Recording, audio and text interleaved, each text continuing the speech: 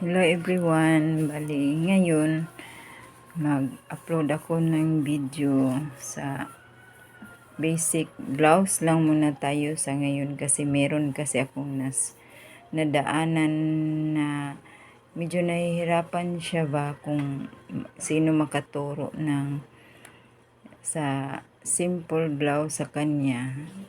Tapos ginawa ko lang ito para sa kanya para matulungan ko naman siya. Para na rin sa iba yung hindi pa familiar sa paggawa ng simple blouse. Hello everyone, gawa tayo ngayon ng simple blouse para sa Girl Scout. First, we have to fold 5 inches for the collar. This is sports collar. Gawin nating lapad yung fold para matago natin yung collar sa harap. Sukat tayo ng 5 inches straight down. Tapos, sukatin natin yung length ng blouse plus allowance sa fold at saka sa taas. Bali 2.5 para sa allowance sa shoulder at saka allowance dun sa baba para sa same allowance. From shoulder down, bust length, tapos figure. Baba tayo ng 8 inches para sa hip toe line. Sukat tayo ng 1 inch para sa button allowance bawat gilid doon sa ipina-fold natin na cloth. So may bust line doon sa bust length natin na measurement.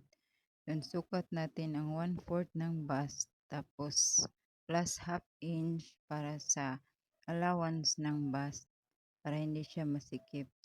Sa waistline, sukat tayo ng 1/4 measurement sa waistline plus 1 inch for the dart.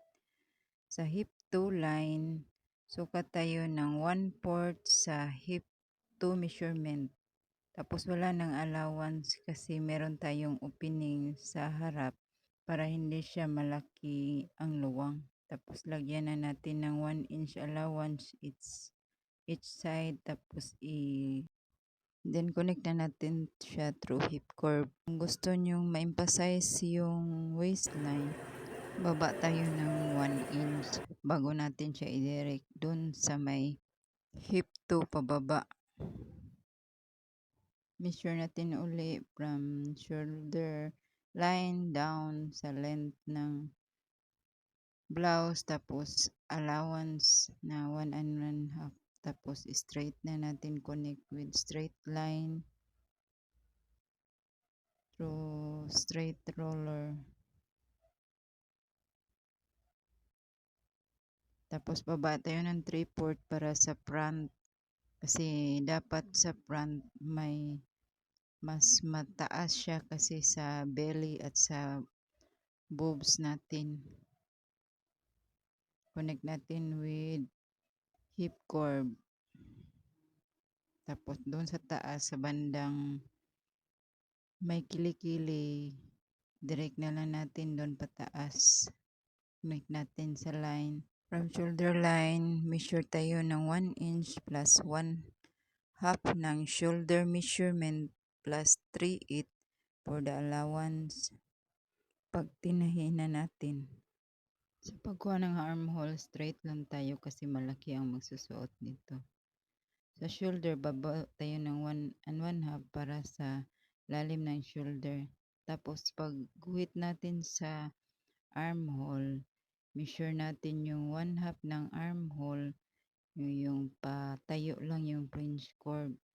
Tapos atras tayo ng 3/8 para sa allowance, sewing allowance. Tapos kung tapos nang na-measure, guhitan na natin ng chalk. Dapat yung measurement 1/2 ng armhole. Tapos less tayo ng 1/2 dahil sa harap mas malalim yung sa harap.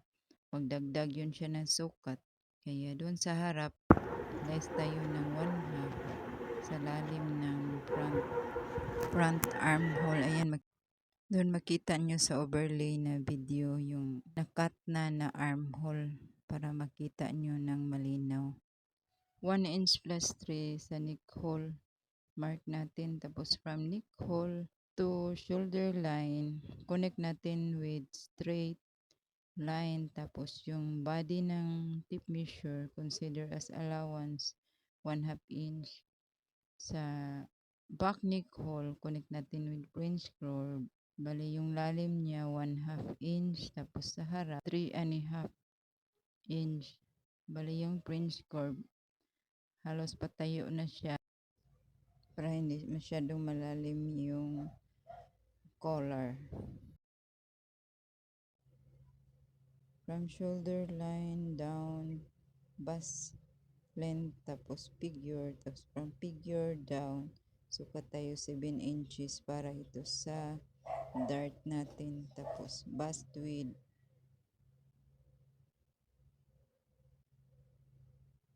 put tayo ng markings. Tapos yung markings ililipat na lang natin doon sa likod ng tela.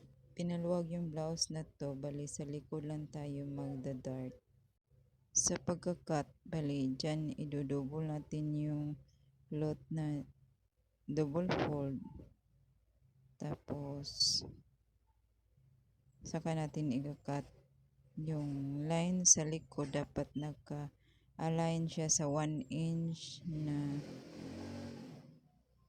sa pang-button na allowance.